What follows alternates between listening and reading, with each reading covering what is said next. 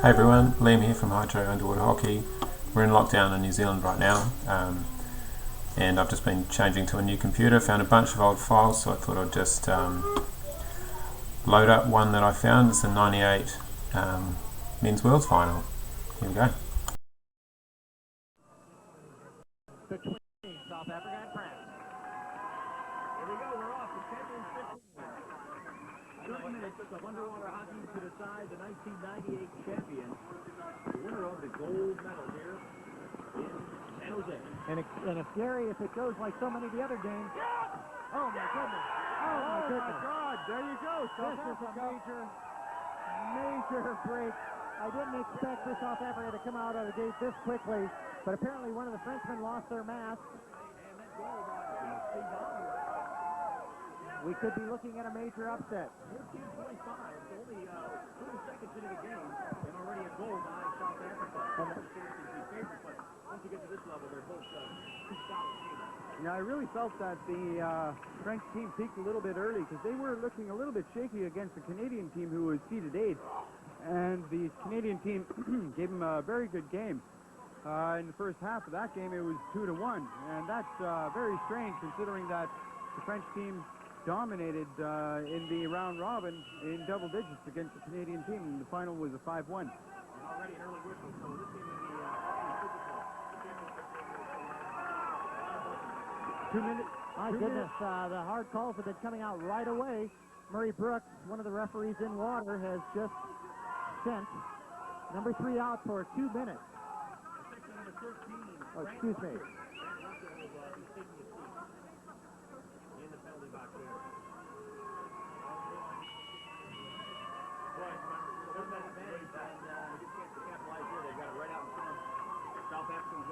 And folks, for those of you watching this on tape, do not adjust your television.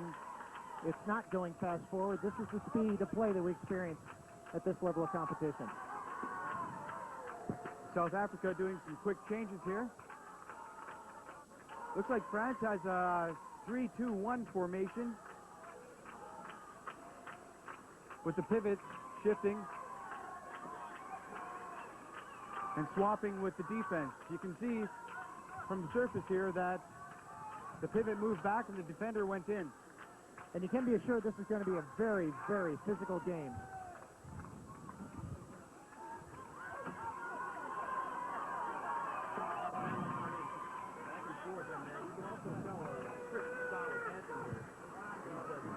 South Africa moving it Well, forward. these teams haven't gotten to this level. France moving it back. Without being that good. Just going back and forth here right now along the wall. Looks like the Frenchman actually grabbed the wall to propel himself a bit. He was lucky there was no call on that play. A slight technical delay as we share a mic between Gary and myself here in the gold medal play. This one's for all the gold between the French and the South Africans. All right, 11:53 left in the first half here, and South Africa with a quick goal, a 1-0 lead. The puck now, though, in front of the South African goal. France looking to get France on the board pressing here. Oh, stopping the play, stopping the puck with his hand was the Frenchman. Wasn't picked up by the referee there. The French moving it in the 6-meter zone, making a nice little play there. South Africa defending, keeping it to the side, barging a bit here. He might be called. No call. Looks like the refs are letting this one go. Oh, the South African there picked it up with his left hand and shot it over to his stick. That was a very subtle move. And apparently one that was missed by the officiating.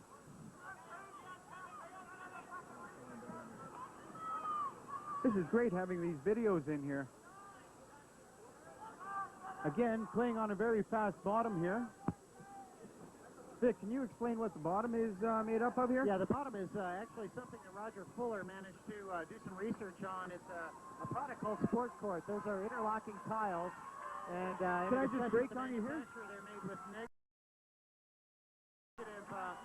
Looks like France is pressing here. Looks like France might put one in. South Africa defending, stops, moves it out to the side. Sorry about that, Vic. Continue. No problem at all. If it cuts back that close to the goal, just interrupt me and that'll be fine.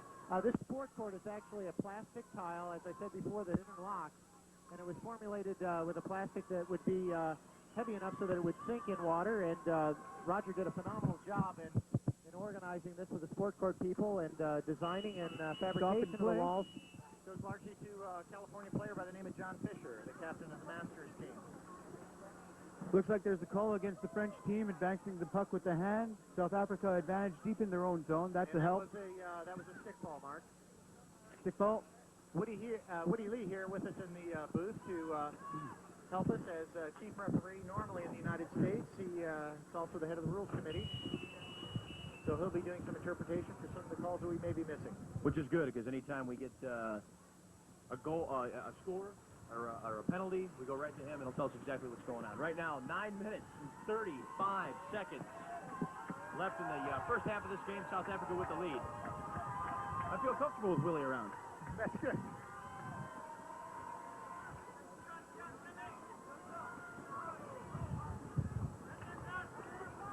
Looks like South Africa has one man back, very deep, and two early defenders, pivot. Very effective. Mark, how about both these teams as far as conditioning? Obviously, they're both ready to go for this game. Any team Coming in very close to the South African goal. I would say at this level, these guys are both in top condition, but just the small things will make a big difference in this game here. If France has peaked a little bit early, which I seem to think they have, because they don't seem to be dominating this game as well as they have in the past. Games here. As we've observed before, mental breakdowns will cost any team the game, and let's hope that everybody can stay focused and that there's no foolish penalties or substitution calls. And yeah, to this point, not too many penalties. Just one, as I can recall, where a player was sat out so far for 1 minute. So a fairly clean game. And actually, while we've got this moment, let's talk a little bit about the water refs. Murray Brooks from New Zealand is the current CMAS referee for underwater hockey, and he's in the water, along with Case Bax. Case is from the Netherlands.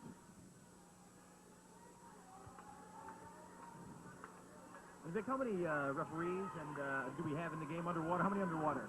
Usually there's going to be, well, in this case, of course, there's two referees, one for either side of the pool, and then, of course, there is a deck ref. And then we've got Willie in the booth. Absolutely. All right, we're down to 7:35 left in the first period, and there's the penalty. Much to the advantage of the U.S. team, Woody Lee has actually gone to reffing. And I think it was largely because of a performance the Chicago team put on his Florida team years ago in a tournament I was at, and we were a little bit rude. And, well, our loss for Woody in the water as a player has been our gain for him as a referee. Looks like it was an obstruction call, white advantage. That's the French team to the right of your screen, and South Africa in the dark suits to the left.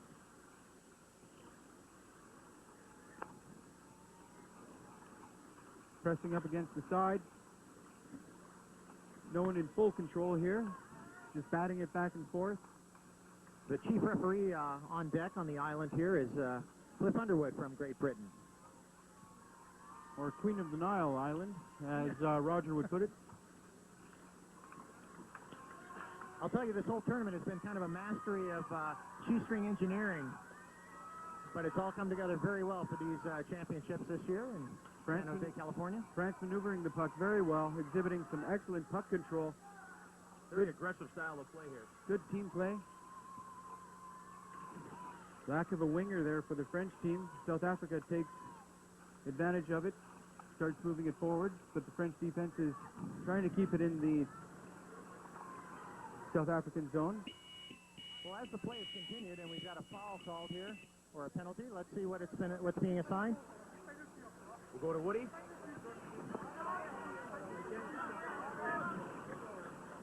There was looks like a timeout being called. And an obstruction. Timeout by South Africa. By the South African team. All right, clock will stop with all fives at 5:55. The clock stops. South Africa has the 1-0 lead, so a bit of a surprise right after that, I guess. Well, I think it's important to see just how critical that first goal was. I think the The South Africans caught the French napping just as we began play, and just very few seconds into play is when it occurred, that first goal. And what we're looking at now is what we said. The pool is packed all around the outside, and you're getting a shot of all the fans on the inside. All the spectators hanging out in the pool, checking out the action. Once again, the best seats on a hot day like this is in the pool. Put on a mask, and then you can check out the action. And, of course, the best way to watch it is underwater. So if you can get in the pool and check it out, that's the best place to look. You can't see the people on top. Take the outside cam. We can maybe see that tons of people as well outside watching. And, of course, all the spectators inside the pool getting the best view. It looks like they're getting set up, ready to start play again. Looks like another 3-3 formation, or 3-2-1 for the French and 3-3 for the South Africans. There's one timeout allowed per team per half, and South Africa has used theirs. Of course, a timeout is still available to the French should they decide to take it. The South Africans bring it into the French territory, but quickly reversed by the French. French are very strong defensively. You can see that they're holding the puck in the South African zone, South African half of the pool, except for the one outburst by the South African team. But looks like South Africa is starting to press here. They're starting to sense a little blood here. Going for the kill. Good puck control by South Africa. Team working well here. Missing a winger there, so France takes advantage of that. Just content to hold it in the corner. So far, we're seeing a pretty clean game here. Only one person has swam to the island to sit down for a while. France just sitting on it, waiting for a player to come into position. Picks it up, starts sprinting down the side. Runs into a little trouble. Some backup by the pivot on the French team.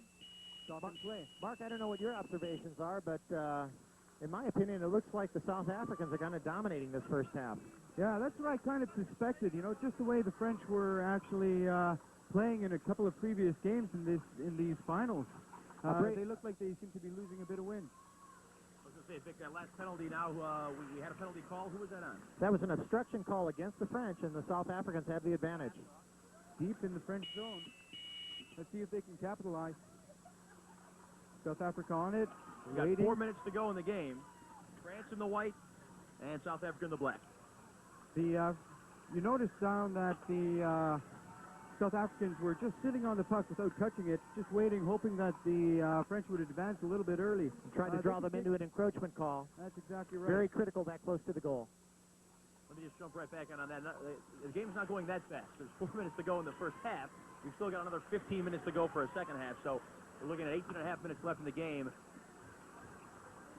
Well, maybe the French will tie this, and it'll go into double overtime and sudden death like the Masters game we saw yesterday. 51 minutes of play in yesterday's game for the Masters victory. That's a grueling game. Another call here. We'll go to Woody.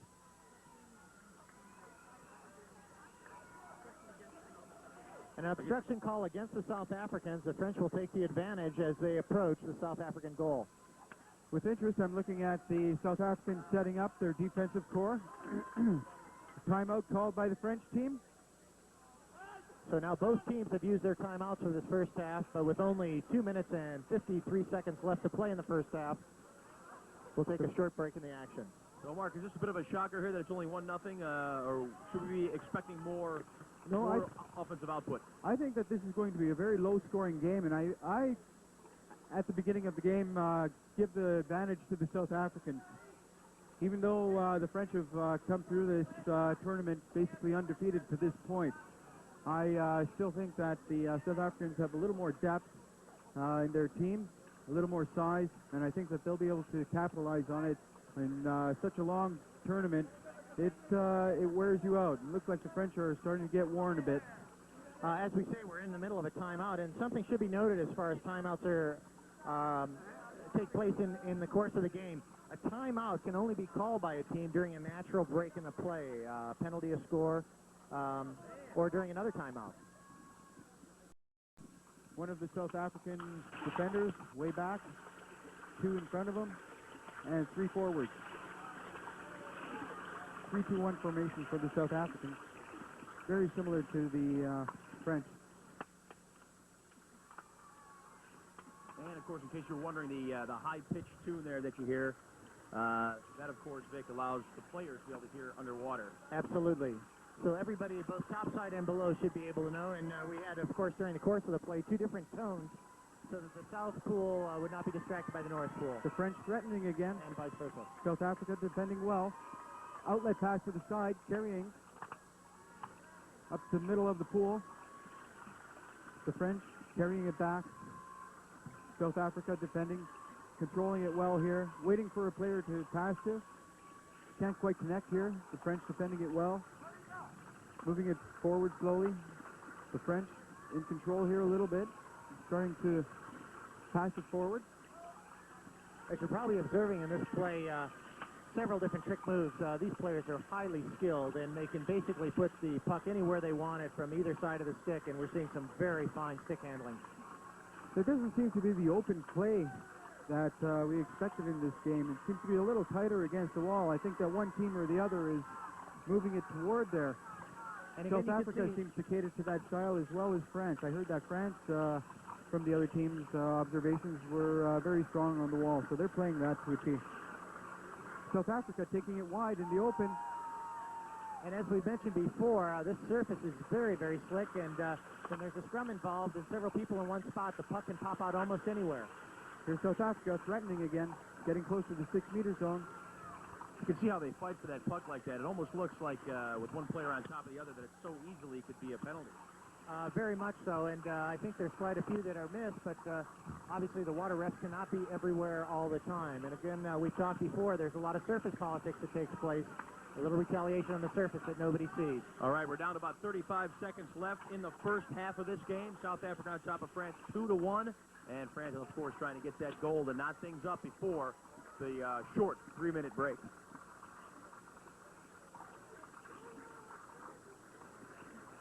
South Africa trying to move forward. France carrying. Puck still towards the center of the pool, so nobody threatening.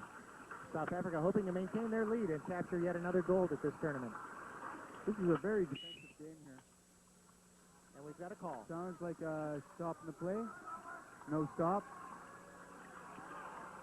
Play continues. Apparently it was a false buzzer. False call. Oh, now there's a stop in the play. Right in front of the net, right in front of the South African net. I'm sure that wasn't a good, And that is good thing for... trying to decide is where they're going to have dinner, but I could be wrong. It's all pretty much the same here. You really can't... they're all prepared, so there's no more preparing that they need to do. They need to go out there and just play. That's right. They've worked hard to get here, and let's see how their fitness and training, and if they can keep their heads in the game. This is the And silver we're off goal at the here. beginning of the second half. France in the white to the left of your screen, and South Africa to the right in the dark. Play underway.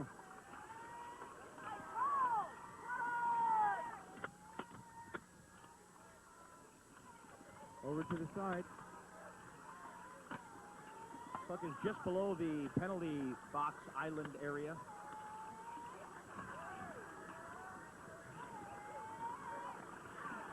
Affectionately known as the Queen of the Nile here. Also another Roger creation. Have either of you guys, because I know Vicky's played for the United States and Mark Canada, have you ever spent any time in the box? Oh, not me personally. I would never commit a foul. I think that when I was playing at the world levels, I think I was in the box once out of 3 full tournaments. Do you feel shame? I think that you really feel like you've let your team down. And we just had a stick foul penalty against the French, so it'll be advantage South Africa. Actually, I have to be honest with you. Woody Lee has thrown me out of the game on more than one occasion. How about that? Now you guys are sitting next to each other like best of friends. Always remain best of friends.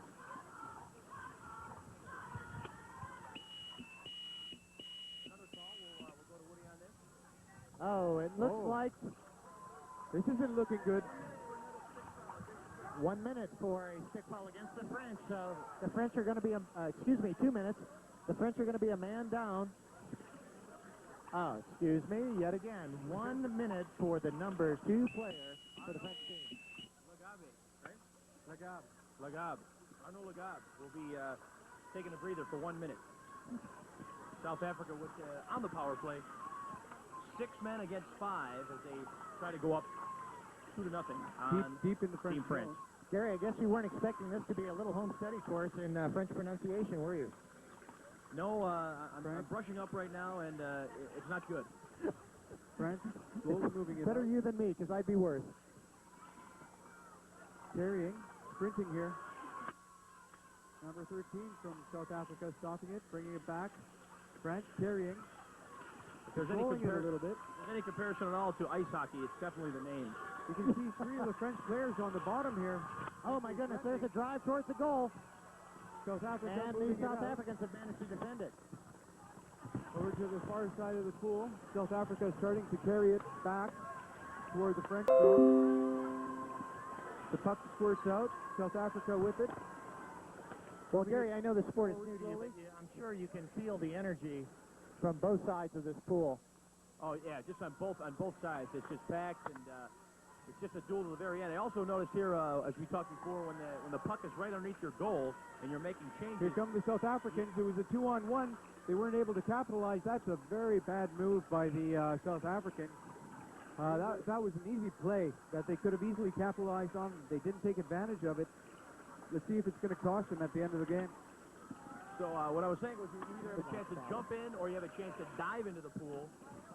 And what happens is when you're diving in, you're very, very close to the edge right there. So I saw a few people might have a chance, one, 2, or 3 other players diving in and a chance to scrape themselves. So it could be dangerous entering the pool as well. Another call.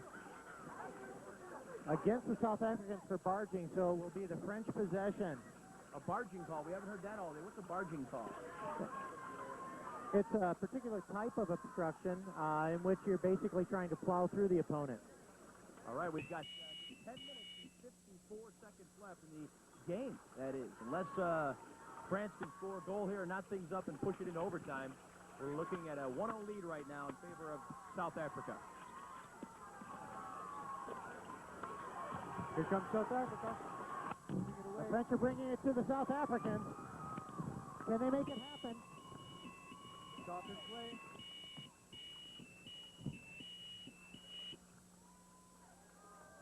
And Murray is called for 2 minutes on one of the South Africans. And number 12. Looks like Lyndon Rye will be taking a seat in the box, and this is going to be a 2-minute penalty. 2-minute penalty in the sin bin. So the French, with the puck deep into the South African territory, may have an opportunity to capitalize. Now, how do we differentiate a 2-minute penalty from 1-minute penalty? I think that's referee discretion. Woody? Referee discretion on a 1-minute to a 2-minute penalty?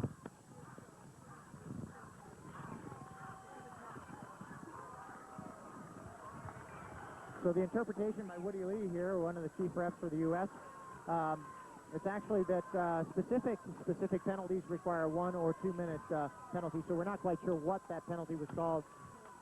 There was no indication and by Murray as to what the nature, Murray Brooks, by the nature of the penalty, just that we know that it's 2 minutes out for number 12 for South Africa. South Africa controlling in the corner. Content to hold it there, trying to kill off the penalty. France moving it out in front of the net. They're pressing hard here. One man down, the South Africans directly in front of their goal. Can the French capitalize? No. No, the South Africans have slammed the puck out of the zone. A big play by the South Africans.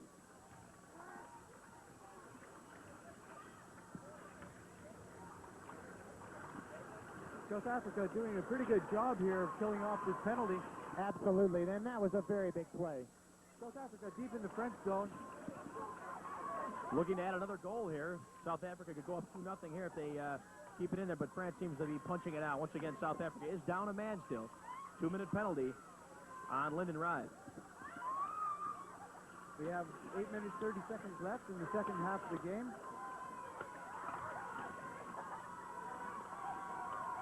That would be the end of the game unless we go into overtime in the event of a tie.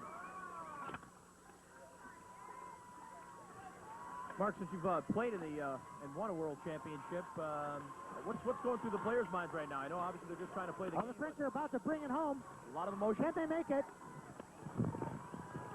Very close here. They're pressing. Looks like it's going to go in. Oh, my God. They're right on the edge of the goal. South Africa doing a tremendous job. Unbelievable. The South Africans were able to clear that charge by the French. The French still pressing. They got to score here in the next 10 seconds or so, or the fresh troops from the South Africans are going to move it out of the zone. Looks like the South Africans have got the fresh troops in and starting to move it out again. An absolutely unbelievable response by the South Africans to drive the puck that the French had delivered away from their goal. A very physical stop right there, and a very key stop as well. Well, we said before, the advantage of having it in your end of the pool is that you can cycle in your fresh troops quicker. The French down here trying to hold it and no opportunity to put fresh blood in the water. So going back to your question earlier, Gary, what's going through the minds of the players here is just react.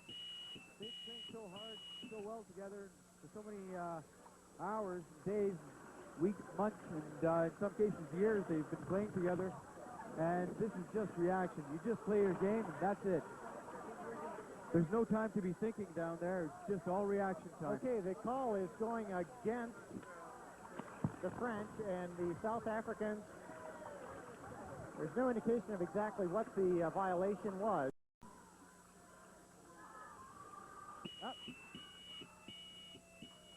Not quite sure what's going on at this point in time, but another wave of the hand by Murray Brooks of New Zealand. He's calling for equal puck. Equal puck.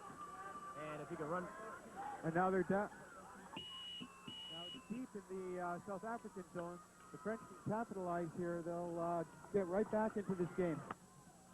Plenty of time to do it. 6:30 on the clock. And yet another wave of the hand by Murray Brooks from New Zealand. It looks like somebody's going to buy a minute in the sin bin. One of the French players.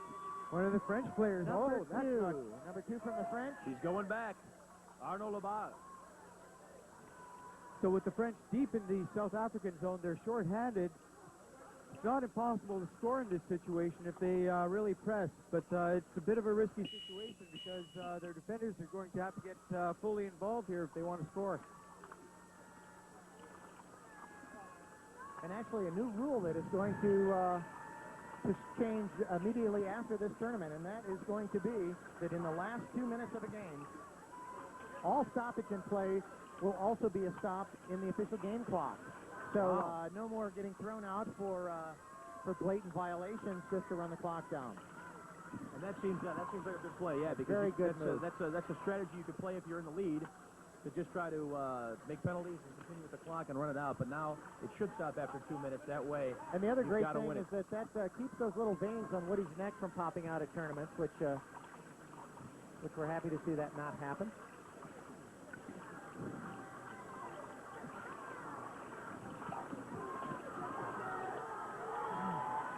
South And Africa. a press on by the South Africans. Very close to the But zone. it is rejected They by can the score from French. there with a good shot, good clear shot. 5 minutes France in the water, stopping it. very cleanly done by the French. right out in front. Taking it out of the 6-meter zone. The French starting to carry, passing it forward to the winger. Stopped by the... Nope, continues to carry. A good pass. This is a major Oh, he threat can to goal score by the from French. there. If he can get a shot away. Couldn't get a clear shot away. But the French are pushing here. Oh, my It's a goodness. goal. They got it in. The game has been tied up, ladies and gentlemen. 4 minutes and 32 Oh. seconds Okay. left that in the goal. second half. Listen to that crowd. Oh, the French are happy with that one.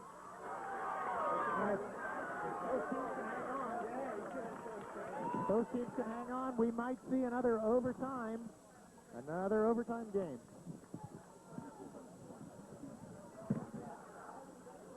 And the French have called a timeout here. Let everybody organize their thoughts. A big play by the French, obviously, and I believe the South Africans still have one timeout left in this. Here it is. So new life for the French.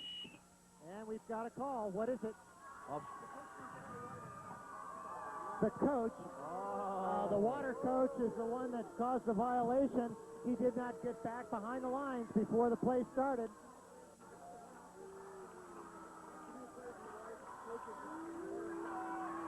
He because the coach was in, that's called as too many players in the water. So one of the South Africans, this is one of those foolish penalties that can cost a team the game. All right, Willie Van de Kerk will sit out now. And have you ever seen anything like that before? A coach not getting out of the water in time, and especially in a championship game? I've never seen it in a championship game, but there's brain gas that occurs at almost any time during a game, and that was obviously bad brain gas. We'll get into that brain gas later. 3 minutes and 20 seconds left. It's a tie game. That, like most things under the water, is very silent.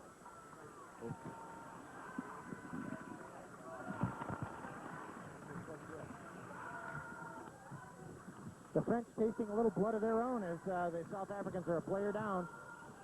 This will wind into 3 minutes. The final 3 minutes of play, and Another call at a call. 2:57.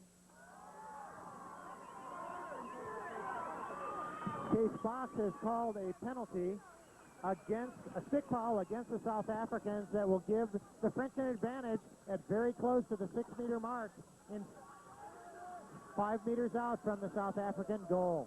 Well, let's take a The look at French how desperately wanting to capitalize. let's take a look at how the French are setting up on this. Back at full strength.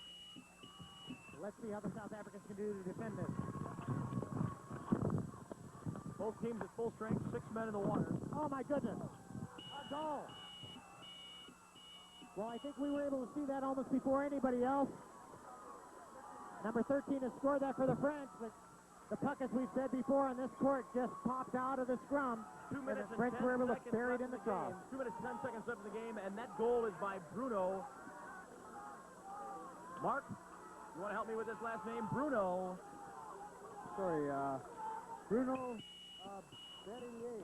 There you go, Bruno Berrier. Close enough for government work, and the South Africans are out with a vengeance. They desperately have to tie this game up with only 1 minute and 45 seconds left to play in the second half of this gold medal competition. So how about that, Vic? Just 3 minutes ago, it was 2-1. They scored 2 quick goals. Amazing. And now has the lead 2-1. Well, do we see how quickly that disruption of having a water coach in the water kind of stymies the team, and the French not letting him off the ropes? Costly mistake. We're down to 1:25 on the clock, and this could be it.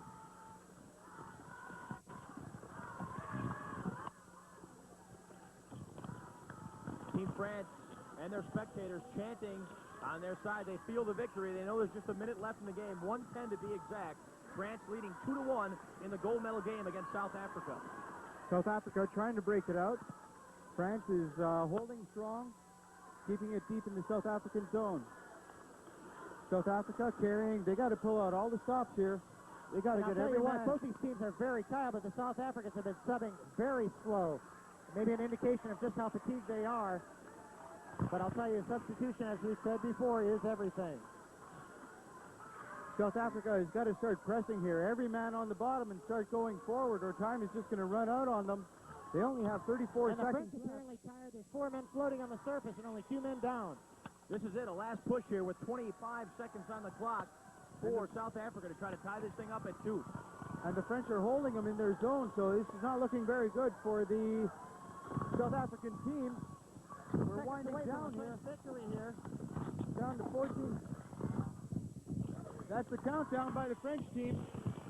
This looks like it's going to be a gold medal by the French team here. Stop and play, and that'll wind down the clock. With just 2 seconds. And that's it. Game is over. The game is over, and the French are the gold medal winners for the 1998 World Underwater Hockey Championship. Well, you have to congratulate this French team coming in here as an underdog, not expected to do very well here at all. Knocking off every team in the tournament, going undefeated. Exceptional job by the French team. Very well done. And what a great game that was. France being down 1-0 with 5 minutes to go in the game.